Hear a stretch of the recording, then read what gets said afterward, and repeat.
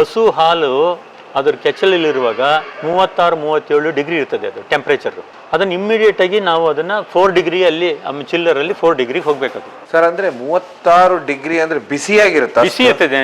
ನಮ್ಮ ಮೈ ಟೆಂಪರೇಚರ್ ಎಷ್ಟಿರ್ತದೆ ಅದ್ರ ಬಾಡಿ ಟೆಂಪರೇಚರ್ಗೆ ಅದಿರ್ತದೆ ಹಾಲು. ಇಷ್ಟೆಲ್ಲ 1000 ದನ ಸಾಕಿದೀವಿ. ಇದು ಒಂದು ಸ್ವಲ್ಪ ಕೈ ಕೊಡ್ತು ಅಂದ್ರೆ 1 ಗಂಟೆ ಕೈ ಕೊಟ್ರು ನಾವೇನು ಮಾಡೋಕ್ಕಾಗದೆ. ದನಗಳು ಅಲ್ಲಿ ಕೂಗ್ತಾ ಇರ್ತದೆ, ಹಾಲು ಕಟ್ಕೊಂಡು ನಾವು ಕರಿಯಕ್ಕಾಗೋದಿಲ್ಲ. ಅದನ್ನ ಎಷ್ಟು ಕರಿಯೋದು?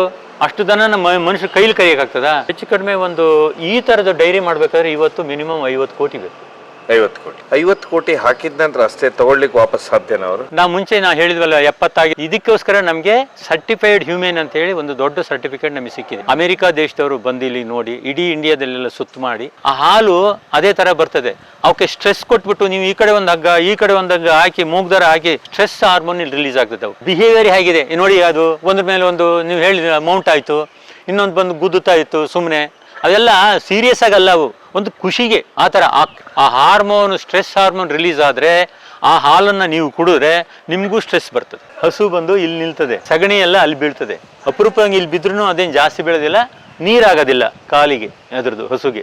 ಆ ಉದ್ದೇಶದಿಂದ ಅದನ್ನ ನಾವು ಈ ಸಿಸ್ಟಮ್ ಮಾಡಿರೋದು. ಅದು ಆ ಸ್ಕ್ರೇಪರು ತಿರುಗ್ತಾ ಇರ್ತದೆ. ದನಗಳಿಗೂ ಅಡ್ಜಸ್ಟ್ ಆಗಿ ಹೋಗಿದೆ. ಅದು ಹೆಂಗೆ ತಪ್ಪಿಸ್ಕೋಬೇಕು ಅನ್ನೋದು ಅದು ಗೊತ್ತಾಗಿ ಹೋಗಿದೆ. ಇದು ಆಮೇಲೆ ಗಟ್ಟಿ ಸಗಣಿ ಸಿಗ್ತದೆ. ನಮ್ದು ಓಲ್ಡ್ ಮೆಥಡ್ ನೋಡಿದ್ರಲ್ಲ, ಅದ್ರಲ್ಲಿ ನೀರು ಹಾಕಿ ಟ್ರ್ಯಾಕ್ಟರ್ ತಳ್ತಾ ಇದ್ದೀವಿ, ಅದು ತೆಳುವಾಗಿರ್ತದೆ. ಇದಾದ್ರೆ ಬಹಳ ಯೂಸ್ಫುಲ್. ಸೊ ನೀವ್ ಹೇಳ್ತಾ ಇದ್ರೆ ಸರ್, ಇದನ್ನ ನೀವೇ ಫಸ್ಟ್ ಟೈಮ್ ಅಂತ ಹೇಳಿದ್ರೆ ಇದನ್ನ ಉಪಯೋಗಿಸ್ತಾ ಇರೋದು ಅಂತ ಹೇಳಿದ್ರೆ ನಿಮ್ಗೆ ಯಾರಾದ್ರೂ ಐಡಿಯಾ ಕೊಟ್ರೆ ನೀವೇ ಮಾಡ್ಬಿಟ್ರೆ ಸರ್ ಇದನ್ನ? ಅಲ್ಲ, ನಮ್ಮ ಮಗ ಈ ತರ ಮಾಡೋಣ ಅಂತ ಹೇಳಿ ಅವನೇ ಯೋಚನೆ ಮಾಡಿ ಅವ್ರಿಗೆ ಹೇಳಿ ಫ್ಯಾಬ್ರಿಕೇಟರ್ ಕರೆದು ಅವನಿಗೆ ಇದು ಮಾಡಿಸಿದ್ದು. ಸೊ ಹೀಗಾಗಿ ಇಲ್ಲಿ ಜನರು ಉಪಯೋಗ ಇಲ್ಲ, ಏನಿಲ್ಲ. ಇಲ್ಲಿ ನೋಡಿ, ಜನರು ಬೇಕಿಲ್ಲ, ಟ್ರ್ಯಾಕ್ಟರ್ ಬೇಕಿಲ್ಲ, ಡೀಸೆಲ್ ಬೇಕಿಲ್ಲ, ಆಟೋಮೆಟಿಕ್ ಆಗಿ ಆಮೇಲೆ ಗಟ್ಟಿ ಸಗಣಿ ಸಿಗ್ತದೆ. 1000 ಹಸು ಸಾಕೋದಕ್ಕೆ 15 ಜನ ಸಾಕು. ಇದು ಇವೆಲ್ಲ ಒಂದೊಂದು ಪ್ರಯೋಗ. ಮೊದಲು ಅದು ಮಾಡ್ದು, ಅದಾದ್ಮೇಲೆ ನಮ್ಗೆ ಯಾಕೋ ಅದು ಸ್ವಲ್ಪ ಇದಕ್ಕೆ ತಗ್ಗ ಕಾಣಿಸ್ತು. ಅದಕ್ಕೋಸ್ಕರ ಇದನ್ನು ಹೈಟ್ ಮಾಡಿ, ಆಮೇಲೆ ಆ ಕಡೆ ಏನೂ ಇಲ್ಲ, ಏನು ಬೇಲಿ ಗೀಲಿ ಏನೂ ಇಲ್ಲ, ಈ ಕಡೆ ಏನು ಬೇಲಿ ಏನಿಲ್ಲ, ಗಾಳಿ ಥ್ರೂ ಆ್ಯಂಡ್ ಥ್ರೂ ಹೋಗ್ತಾ ಇರ್ತದೆ. ನೋಡಿ, ಇಲ್ಲಿ ಫ್ಯಾನ್ ಇಲ್ಲ, ಆದ್ರೂ ಒಳ್ಳೆ ಗಾಳಿ ಬರ್ತಾ ಇದೆ. ಅದೇ ಗಾಳಿ ಬೆಳಕು ಎಲ್ಲ. ಬಟ್ ಇದು ಎಷ್ಟಾಗುತ್ತೆ ಸರ್ ಒಂದು ಈ ರೀತಿ ಶೆಡ್ ಮಾಡಿಸೋದಕ್ಕೆ ಖರ್ಚು? ಈ ಪೂರ್ತಿ 10 ಎಕರೆಗೆ ನಾವು ಮಾಡಿಸಿದ್ವಲ್ಲ ಶೆಡ್ಡು, ಇದಕ್ಕೆ ಹೆಚ್ಚು ಕಡಿಮೆ ಆವಾಗ 25 ಕೋಟಿ ಆಯಿತು. 10 ಎಕರೆಗೆ ಈ ಎಲ್ಲ ಈ ಪ್ರಾಜೆಕ್ಟಿಗೆ 25 ಕೋಟಿ ಬರೀ ಶೆಡ್ಡಿಗೆ ಅಷ್ಟೇನೆ? ಶೆಡ್ಡು, ಆ ಮಿಲ್ಕಿಂಗ್ ಪಾರ್ಲರು, ದನಗಳು ಎಲ್ಲ ಒಟ್ಟಿಗೆ ಸೇರಿ ಅವಾಗ ಈಗಿನ್ನೂ ಜಾಸ್ತಿ ಆಗ್ತದೆ. ಎಲ್ಲ ನೀವೇ ಮಾಡಿಸಿದ್ರೆ ಅಥವಾ ಎಲ್ಲ ಹೊರಗಿನಿಂದ ಬಂದು ಮಾಡಿದ್ರೆ ಸರ್? ಎಲ್ಲ ಹೊರಗಡೆಯವರೇ. ಅವರಿಗೆ ನಾವು ಕಾಂಟ್ಯಾಕ್ಟ್ ಕೊಟ್ಟರೆ ಅವರು ಶೆಡ್ಡನ್ನು ನಿರ್ಮಾಣ ಮಾಡಿ. ಇದು ಇಲ್ಲಿ ಇವಿಲ್ಲ, ಏನು ಹಾಲು ಕೊಡುವಂಥದ್ದು ಇಲ್ಲ, ಅಥವಾ ಕರು ಹಾಕಂಥವು ಯಾವೂ ಇಲ್ಲ ಇಲ್ಲಿ. ಓಕೆ, ಈ ಜಾಗದಲ್ಲಿ ಇವೆಲ್ಲ 1 ವರ್ಷ 6 ತಿಂಗಳ ಮೇಲ್ಪಟ್ಟವು, 1 ವರ್ಷ 1.5 ವರ್ಷದೆಲ್ಲ ಇದೆಲ್ಲ ಇಲ್ಲಿ ಇರೋದು ಈ ಶೆಡ್ಡಲ್ಲಿ. ಆ ಕಡೆ ಇರೋದು ಹಾಲು ಕೊಡುವಂಥವು. ಇದ್ಯಾವುದು ಹಾಲು ಕೊಡೋದಿಲ್ಲ ಇಲ್ಲ. ಇವೆಲ್ಲ ಅದಾದ್ಮೇಲೆ 8 ತಿಂಗಳು ಹೀಗೆ ಅವೆಲ್ಲ ಇಲ್ಲಿ ಇರ್ತದೆ. ಸೊ ಇಲ್ಲಿ ಮತ್ತೆ ಟ್ರೈನಿಂಗ್ ತಗೊಂಡು ಅಲ್ಲಿ ಹೋಗೋದು. ಅದು ಇಲ್ಲ, ಇದಾದ್ಮೇಲೆ ಕರು ಇನ್ನು ಸ್ವಲ್ಪ ಹಾಲು ಕೊಡು ಇನ್ಸೆಮಿನೇಷನ್ ಕೊಟ್ಟಾದ್ಮೇಲೆ ಅದು ಇನ್ನೇನು ಕರು ಹಾಕೋ ಟೈಮ್ಗೆ ಒಂದು 20 ದಿನ 1 ತಿಂಗಳಿದೆ ಎನ್ನುವಾಗ ಅಲ್ಲಿ ಶಿಫ್ಟ್. ಇದು ಇರಲೇಬೇಕು. ಏನ್ ಸರ್ ಉಪಯೋಗ ಇಲ್ಲಿ ಡೈರಿಯಲ್ಲಿ? ಈಗ ಡೈರಿ ಹೈಜಿನಿಕ್ ಆಗಿರ್ಬೇಕು, ನಮ್ಮ ಹಾಲು ಶುದ್ಧವಾಗಿರ್ಬೇಕು ಅಂತ ಅಂದ್ರೆ ಅದ್ರಲ್ಲಿ ಯಾವುದೇ ಒಂದು ಸ್ವಲ್ಪನೂ ಹಿಂದಿನ ದಿನ ಕರೆದದ್ದು ಸ್ಟೈನ್ಸ್ ಅಲ್ಲಿ ಇರಬಾರ್ದು. ಒಂದು ಸ್ವಲ್ಪ ಅದಿದ್ದು ಹಾಲಿದ್ರೆ ಅದು ಹಾಲು ಮತ್ತಿನ್ನೂ ಸರಿ ನಾವು ಏನಾದ್ರು ಸಾಯಂಕಾಲ ಕರೆದ್ರೆ ಕೆಟ್ಟೋಗ್ತದೆ ಹಾಲು. ಅದರಲ್ಲಿ ಬ್ಯಾಕ್ಟೀರಿಯಾ ಎಲ್ಲ ಇದ್ದು ಒಳ್ಳೆ ಹಾಲನ್ನು ಕೆಡಿಸ್ಬಿಡ್ತದೆ. ಅದಕ್ಕೋಸ್ಕರ ನಾವು ಏನು ಮಾಡಬೇಕು, ಆ ಮಿಲ್ಕಿಂಗ್ ಪಾರ್ಲರನ್ನು ಪೂರ್ತಿ CIP ಅಂತಾರೆ, ಅದಕ್ಕೆ ಪೂರ್ತಿ CIP ಮಾಡಬೇಕು. ಬಿಸಿ ನೀರಲ್ಲಿ 80 ಡಿಗ್ರಿನಲ್ಲಿ ಅದನ್ನ ಚೆನ್ನಾಗಿ ತೊಳಿಬೇಕು. ಮನೆಯಲ್ಲೆಲ್ಲ ತೊಳಿತಿರಲ್ಲ ನಾವು, ಪಾತ್ರೆನೆಲ್ಲ ಜಿಡ್ಡನ್ನು ಹಂಗೆ ಬಿಡ್ತೀವ, ಆ ಜಿಡ್ಡೆಲ್ಲ ಹೋಗೋಂಗೆ ಇದರಲ್ಲಿ ಬಾಯ್ಲರಲ್ಲಿ ನೀರನ್ನ ಬಿಸಿ ಮಾಡ್ಕೊಂಡು, ಆ ಟೆಂಪರೇಚರ್ ಇದೆ ಇಲ್ಲಿ, ಇಷ್ಟು ಟೆಂಪರೇಚರ್ ಅಂದ್ರೆ ಹಾಲು ಕರಿಯುವಂತ ಮೆಷಿನ್ ಯಾವ ಪಾರ್ಟ್ ಇದೆಯೋ ಇದಕ್ಕೆ. ಇಲ್ಲಿ BMC ಅಂತ ಇದೆ, ಬಲ್ಕ್ ಮಿಲ್ಕ್ ಚಿಲ್ಲರ್ ಅಂತ ಹೇಳಿ, ಅಲ್ಲಿಂದ ಹೋಗಿ ಆ ಚಿಲ್ಲರ್ನು ತೊಳಿಬೇಕು. ಯಾವ್ಯಾವುದು ಈಗ ಮಿಲ್ಕಿಂಗ್ ಮಿಷನ್ ಇದೆ, ಆಮೇಲೆ ಮಿಲ್ಕಿಂಗ್ ಮಿಷನ್ನು ಪಾರ್ಲರ್ ಅಲ್ಲಿ ಬರ್ತಂದು ಅದನ್ನೆಲ್ಲ ತೊಳಿಬೇಕು ಬಿಸಿ ನೀರಲ್ಲಿ. ಸೊ ಹೀಗಾಗಿ ಬಿಸಿ ನೀರು ಯಾವಾಗ ಸದಾ ಬೇಕಾಗುತ್ತೆ? ಸದಾ ಬೇಕು. ಸದಾ ಇದ್ರೆ ಒಳ್ಳೇದದು. ಇಲ್ಲದೆ ಇದ್ರೆ ನೀವು ತಣ್ಣೀರಲ್ಲಿ ತೊಳೆದ್ರೆ ಅದು ಹೋಗೋದಿಲ್ಲ, ಅದು ಜಿಡ್ಡೆಲ್ಲ ಹೋಗೋದಿಲ್ಲ. ಹಾಗಾಗಿ ನಾವು ಹೋದ ತಕ್ಷಣ ಡೈರಿಗೆ ಎಂಟರ್ ಆದ ತಕ್ಷಣ ಸ್ವಚ್ಛವಾಗಿ ಏನು ಸ್ಮೆಲ್ ಇಲ್ದಂಗೆ ಆಗಬೇಕು ಅಂತಂದ್ರೆ ಇದು ಇಂಪಾರ್ಟೆಂಟ್. ಜನರೇಟ್ರು ನಮಗೇನಾದರೂ ಮಿಲ್ಕಿಂಗ್ ಪಾರ್ಲರ್ ಮಿಲ್ಕಿಂಗ್ ಮಾಡೋ ಟೈಮಲ್ಲಿ ಏನಾದರೂ ಕರೆಂಟು ನಮಗೆ ಇಲ್ಲ ಅಂತಂದರೆ ಅಂಥ ಟೈಮಲ್ಲಿ ಜನರೇಟರ್ ಆಟೋಮೆಟಿಕ್ಕಾಗಿ ಸ್ಟಾರ್ಟ್ ಆಗಲಿಲ್ಲ ಅಂತಂದರೆ ಆ ಹಾಲನ್ನು ಪಲ್ಸ್ ಮಾಡ್ತಾ ಇರ್ತದಲ್ಲ, ಅದು ಸ್ಟಾಪ್ ಆಗ್ಬಿಡುತ್ತೆ. ಅದು ಸ್ಟಾಪ್ ಆಗಿಬಿಟ್ರೆ ಮತ್ತೆ ಹಸು ಒಂದ್ಸರಿ ಸ್ಟಾಪ್ ಆದ್ರೆ ನೀವು ಹಾಲನ್ನ ಕರೆದು ನಿಮ್ಗೆ ಗೊತ್ತಿಲ್ವೇನೋ, ಒಂದ್ಸರಿ ಸ್ಟಾಪ್ ಮಾಡಿಬಿಟ್ರೆ ಮತ್ತೆ ಇನ್ನೊಂದ್ಸರಿ ಸ್ವಲ್ಪ ಹೊತ್ತು ಬಿಟ್ಟು ಕರಿತೀನಿ ಅಂತಂದ್ರೆ ಅದು ಎಳ್ಕೊಂಡಾಗಿರ್ತದೆ ಮತ್ತೆ ಒಳಗಡೆ ಬಿಡುದೇ ಇಲ್ಲ, ಬಿಡೋದಿಲ್ಲ ಅದು. ನೀವು ಕೇಳ್ದಾಗೆಲ್ಲ ಅದು ಕೊಡೋದಿಲ್ಲ. ಒಂದು ದೊಡ್ಡ ಪ್ರಶ್ನೆ ಅಂತ ಹೇಳಿದ್ರೆ ಹಾಲು ತುಂಬಿರುತ್ತೆ, ಇಲ್ಲ ಬೀಳ್ತದೆ, ಬೀಳುತ್ತೆ ಯಾವಾಗ ಟೈಮ್ ಓವರ್ಫ್ಲೋ ಆದ್ಮೇಲೆ, ಅದು ಪ್ರೆಷರ್ ಜಾಸ್ತಿ ಆದಾಗ ಅದು ಬೀಳ್ಲೇಬೇಕಲ್ಲ, ಕೆಳಗೆ ಬೀಳುತ್ತೆ, ಇಲ್ಲ ಅಂದ್ರೆ ಒಳಗೆ ಎಳೀತದೆ. ಇದು ಎಷ್ಟಕ್ಕೆ ಅಂತ ಕೆಲಸ ಮಾಡ್ತದೆ ಅಂದ್ರೆ, ಇಷ್ಟೆಲ್ಲ 1000 ದನ ಸಾಕಿದೀವಿ, ಇದು ಒಂದು ಸ್ವಲ್ಪ ಕೈ ಕೊಡ್ತು ಅಂದ್ರೆ 1 ಗಂಟೆ ಕೈ ಕೊಟ್ರು ನಾವೇನು ಮಾಡೋಕ್ಕಾಗದೆ. ದನಗಳು ಅಲ್ಲಿ ಕೂಗ್ತಾ ಇರ್ತದೆ, ಹಾಲು ಕಟ್ಕೊಂಡು ನಾವು ಕರಿಯಕ್ ಆಗೋದಿಲ್ಲ ಅದನ್ನ. ಎಷ್ಟು ಕರಿಯೋದು, ಅಷ್ಟು ದನ ಮನುಷ್ಯ ಕೈಲಿ ಕರಿಯಕ್ಕಾಗ್ತದ? ಆ ಥರ ಪರಿಸ್ಥಿತಿ. ಅದಕ್ಕೋಸ್ಕರ ಇದು ಒಂದು ಒಳ್ಳೆ ಮಿಲ್ಕಿಂಗ್ ಮಿಷನ್. ಆ ಕಡೆಯಿಂದ ದನಗಳು ನಾ ಹೇಳಿದ್ನೆಲ್ಲ ಮುಂಚೆ ಅಲ್ಲಿ ಅಸೆಂಬಲ್ ಆಗ್ತದೆ, ಆ ಕಡೆ ಅಲ್ಲಿ ಅಸೆಂಬಲ್ ಆಗ್ತದೆ. ಅಲ್ಲಿ ನಿಂತಿದ್ದಾವಲ್ಲ ಅಲ್ಲೆಲ್ಲ ಬಂದು ಹೋಲ್ಡಿಂಗ್ ಏರಿಯಾ ಅಂತ ಹೇಳ್ತಾರೆ, ಅದಕ್ಕೆ ಹೋಲ್ಡಿಂಗ್ ಏರಿಯಾ. ಅದು ಆ ಹೋಲ್ಡಿಂಗ್ ಏರಿಯಾದಲ್ಲಿ ನಿಂತಿರ್ತದೆ. ಇಲ್ಲಿ 24, ಈ ಕಡೆ 24 ಹಸುಗಳು ಹಾಲನ್ನು ಕೊಡ್ತಾ ಇರ್ತದೆ. ಕೊಟ್ಟ ತಕ್ಷಣ ಹಾಲು ಯಾವಾಗ ನಿಂತೋದ ತಕ್ಷಣ ಅದು ಡ್ರಾಪ್ ಆಗ್ತದೆ. ಈ ಕ್ಲಸ್ಟರ್ ಅಂತೀವಿ ನಾವು ಅದನ್ನ, ಕೆಚ್ಚಲಿಗೆ ನಾವು ಕೊಡ್ತೀವಲ್ಲ, ಅದು ಕ್ಲಸ್ಟರ್, ಅದೇ ಡ್ರಾಪ್ ಆಗ್ತದೆ. ಪ್ರೆಷರ್ ಕಡಿಮೆ ಆದ ತಕ್ಷಣ ಕೆಳಗಡೆ ಬಿದ್ದುಬಿಡ್ತದೆ, ಅಲ್ಲೇ ಕೆಳಗಡೆ ಬೀಳ್ತದೆ. ಅಲ್ಲಿಂದ ಆ ಕಡೆ ಫ್ರಂಟಿಗೆ ಹೋಗ್ತದೆ ಹಸು. ಹೋದ್ಮೇಲೆ ಅದು ಅದ್ರ ಪಾಡಿಗೆ ಅದ್ರ ಜಾಗಕ್ಕೆ ಅದು ಹೋಗಿ. ಅಲ್ಲಿ ನಿಮ್ಮ ಪ್ರಕಾರ ಈ ಡೈರಿ ಮಾಡೋದಕ್ಕೆ ಸರಿಸುಮಾರು ಎಷ್ಟು ಖರ್ಚಾಗುತ್ತೆ ಅಂತೀರಾ? ಹೆಚ್ಚು ಕಡಿಮೆ ಒಂದು ಈ ತರದ ಡೈರಿ ಮಾಡ್ಬೇಕಾದ್ರೆ ಇವತ್ತು ಮಿನಿಮಮ್ 50 ಕೋಟಿ ಬೇಕು. 50 ಕೋಟಿ. ಸೊ ಪರ್ಫೆಕ್ಟ್ ಆಗಿ ಎಲ್ಲದನ್ನು ಸಿಸ್ಟಮೆಟಿಕ್ ಆಗಿ ಮಾಡ್ಬೇಕು ಅಂತಂದ್ರೆ 50 ಕೋಟಿ ರೂಪಾಯಿ ಬೇಕು. 50 ಕೋಟಿ ಹಾಕಿದ ನಂತರ ಅಷ್ಟೇ ತಗೊಳ್ಳಿಕ್ಕೆ ವಾಪಸ್ ಸಾಧ್ಯನಾ ಅವರು? ತುಂಬಾ ದಿನದ ಬೇಕು, ತುಂಬಾ ವರ್ಷಗಟ್ಟಲೆ ಬೇಕು.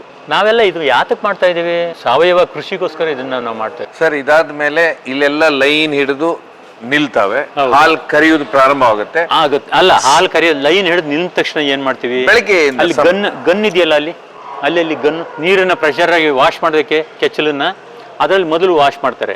ಅದಾದ್ಮೇಲೆ ಅದನ್ನ ಚೆನ್ನಾಗಿ ವಾಶ್ ಆದ್ಮೇಲೆ, ಪ್ರೆಷರ್ ವಾಶ್ ಆದ್ಮೇಲೆ ಕೆಚ್ಚಲನ್ನ ಟಿಶ್ಯೂ ಪೇಪರ್ ಇದೆ ಅಥವಾ ಟವಲ್ ಇದಾವೆ, ಅದು ವಾಷಿಂಗ್ ಮಿಷನ್ಗಾಗಿ ಆ ಟವಲನ್ನು ಡೈಲಿ 2 ಸಾರಿ ಅದು ವಾಶ್ ಆಗ್ತಾ ಇರ್ತದೆ. ವಾಶ್ ಆದಮೇಲೆ ಒಂದು ಪ್ರೀ ಡಿಪ್ ಅಂತ ಇರ್ತದೆ. ಅಲ್ಲಿ ನೋಡಿ, ಇಲ್ಲಿ ಒಂದು ಸೊಲ್ಯೂಷನ್, ಅದು ಬ್ಯಾಕ್ಟೀರಿಯಾ ಏನು ಕೆಚ್ಚಲಲ್ಲಿದ್ದರೆ, ತೊಟ್ಟಲ್ಲಿದ್ದರೆ ಅದನ್ನು ಮೊದಲು ಹೀಗೆ ಹಾಕಿ ತೊಟ್ಟಿಗೆ ಅದನ್ನು ತೆಗಿತಾರೆ.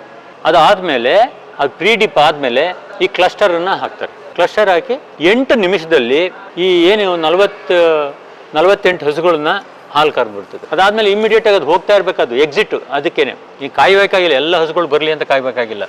ಒಂದೊಂದಕ್ಕೆ ಸಪ್ರೇಟ್, ಎರಡೆರಡಕ್ಕೆ ಸಪ್ರೇಟ್ ಆಗಿದೆ ಅದು ಎಕ್ಸಿಟ್. ಅದು ಆ ಕಡೆ ಹೋಗ್ತಾ ಇರ್ತದೆ. ಸೊ ಇದು ನಿಲ್ಲು ಜಾಗ ಮೇಲೆ ನಿಲ್ತದೆ. ಇಲ್ಲಿ ಕೆಳಗಡೆ ಇವರು ಇರ್ತಾರೆ ಜನ, ಈ ಕಡೆ 2 ಜನ, ಈ ಕಡೆ 2 ಜನ ಇರ್ತಾರೆ ನೋಡಿ. ಆಮೇಲೆ ಎಷ್ಟು ಹಾಲು ಕೊಡ್ತು ಏನು ಅಂತ ಅಲ್ಲಿ ರೆಕಾರ್ಡ್ ಆಗ್ತಾ ಇರ್ತದೆ.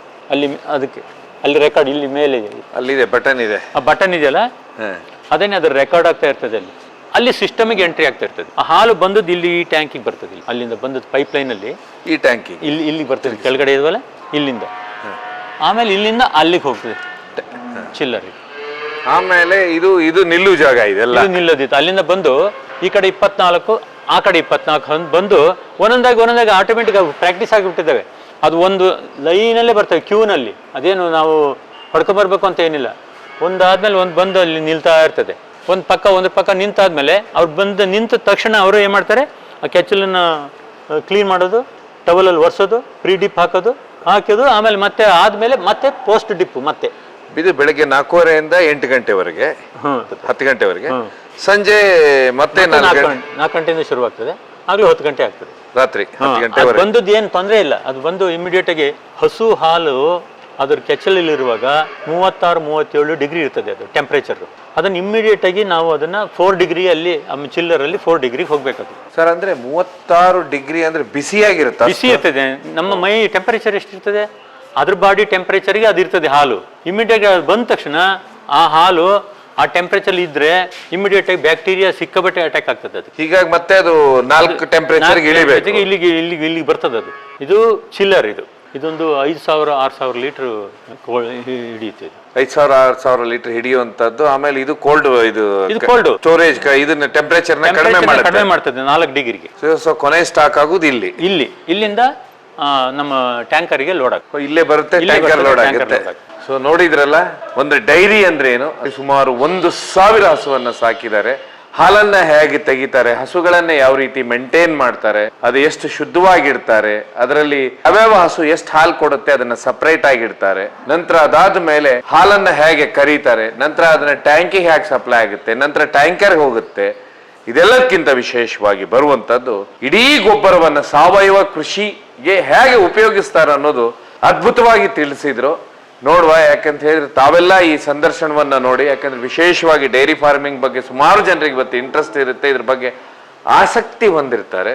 ಇದು ನೋಡಿದಾಗ ಗೊತ್ತಾಗುತ್ತೆ ಇದೆಲ್ಲ ಎಷ್ಟು ದೊಡ್ಡ ಸಾಹಸದ ಕೆಲಸ ಅಂತೇಳಿ. ಸಾವಯವ ಕೃಷಿಗಷ್ಟೇನೆ ದೊಡ್ಡ ಮಟ್ಟದ ಉಪಯೋಗ ಇದೆ ಅಂತ. ಒಂದು ವಿಶೇಷ ಅಂದ್ರೆ ಬೇರೆ ಫಾರ್ಮ್ ನಲ್ಲಿ ನಾವು ನೋಡ್ತೇವೆ ಮೂಗಿಗೆ ದಾರ ಕಟ್ಟಿರ್ತಾರೆ, ಇಲ್ಲೆಲ್ಲ ಹಗ್ಗನೆ ಕಟ್ಟಿ ಇಲ್ಲೆಲ್ಲ ಫ್ರೀ ಆಗಿ ಬಿಟ್ಟಿದ್ದೀರಾ, ಮಾಲಿಶ್ಗೆ ಒಂದು ಐಟಮ್ ಕೊಟ್ಟಿದ್ದೀರಲ್ಲ, ಏನ್ ಸರ್ ಅದು? ಈಗ ನಾವೇನು ಈ ಉದ್ದೇಶ, ನಾನು ನಿಮಗೆ ಮುಂಚೆನೇ ಹೇಳಿದೆ, ಇದು ಇಸ್ರೇಲ್ ಟೆಕ್ನಾಲಜಿ ಅಂತ. ಮುಂಚೆ ನಾವು ಹೇಳಿದ್ವಲ್ಲ 70 ಅದಕ್ಕೆ ಆ ಕಡೆಗೊಂದು ಹಗ್ಗ ಈ ಕಡೆಗೊಂದು ಹಗ್ಗ ಮೂಗಿಗೊಂದು ದಾರ ಇದೆಲ್ಲ ಹಾಕಿ ಕಟ್ಟಿ ಅದನ್ನು ಹಿಂಸೆ ಕೊಡ್ತಾ ಇದ್ದು. ಅದನ್ನು ನೋಡಿ ಇದು ಯಾವುದು ಹಿಂಸೆ ಕೊಡ್ದಂಗೆ ನಾವು ಏನು ಮಾಡ್ಬೋದು ಅಂತೇಳಿ ನೋಡ್ಕೊ ಬಂದಾಗ ಅವರು ಇದೇ ಥರ ಮಾಡಿದರು. ಅದಕ್ಕೋಸ್ಕರ ಅದೇ ಟೆಕ್ನಾಲಜಿ ನಾವು ಮಾಡಿದೆವು. ಇದಕ್ಕೋಸ್ಕರ ನಮಗೆ ಸರ್ಟಿಫೈಡ್ ಹ್ಯೂಮನ್ ಅಂತೇಳಿ ಒಂದು ದೊಡ್ಡ ಸರ್ಟಿಫಿಕೇಟ್ ನಮಗೆ ಸಿಕ್ಕಿದೆ. ಅಮೆರಿಕಾ ದೇಶದವರು ಬಂದಿಲ್ಲಿ ನೋಡಿ ಇಡೀ ಇಂಡಿಯಾದಲ್ಲೆಲ್ಲ ಸುತ್ತ ಮಾಡಿ ಯಾವುದೇ ಹಸುಗೆ ನೀವು ಹಿಂಸೆ ಕೊಡ್ದೇನೆ ಮಾನವೀಯತೆ ದೃಷ್ಟಿಯಿಂದ ನೀವು ಸಾಕ್ತಾ ಇದ್ದೀರಿ ಅಂಥೇಳಿ ಸರ್ಟಿಫೈಡ್ ಹ್ಯೂಮನ್ ಅಂತೇಳಿ ಒಂದು ಸರ್ಟಿಫಿಕೇಟ್ ನಮಗೆ ಕೊಟ್ಟೋಗಿದ್ದಾರೆ ಈಗ ಮೊನ್ನೆ. ಅದು ಒಂದು ನಮಗೆ ಒಂದು ದೊಡ್ಡ ಒಂದು ಒಳ್ಳೆಯ ಸರ್ಟಿಫಿಕೇಟ್. ಅದು ಈಗ ಇಲ್ಲಿ ಒಂದು ಮಷೀನ್ ತಿರುಗ್ತಾ ಇದೆ ಸರ್ ನಿಮ್ಮ ಹಿಂದೆ, ಏನ್ ಸರ್ ಅದು?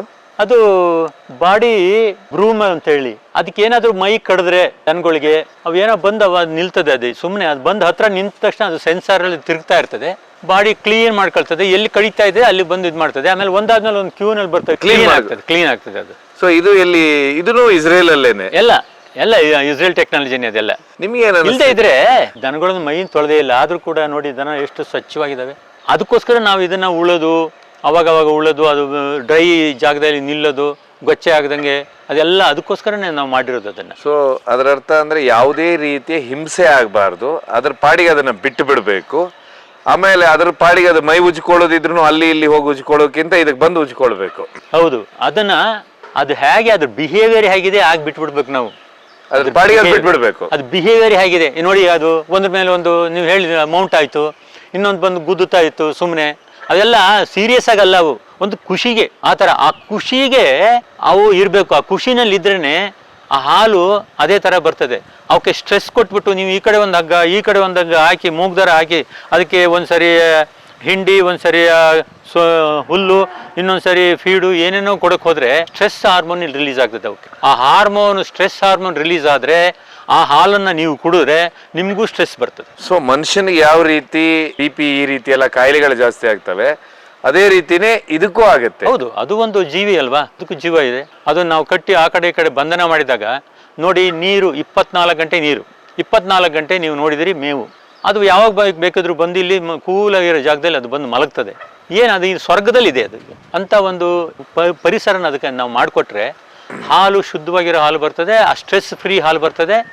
ಅದು ಯಾವಾಗ ಹ್ಯಾಪಿ ಕವು ಇತ್ತೋ ಹ್ಯಾಪಿ ಹಾಲು ಬರ್ತದೆ. ಸೊ ಗೋಗಳನ್ನ ಸಂರಕ್ಷಣೆ ಮಾಡೋದಿದ್ರೆ ಅದನ್ನ ಸರಿಯಾದ ರೀತಿಯಲ್ಲೇ ಮಾಡ್ಬೇಕು ಅಂತೀರಾ? ಮಾಡ್ಬೇಕು, ಇಲ್ಲದೆ ಇದ್ರೆ ಮಾಡಕ್ ಹೋಗ್ಬಾರ್ದು.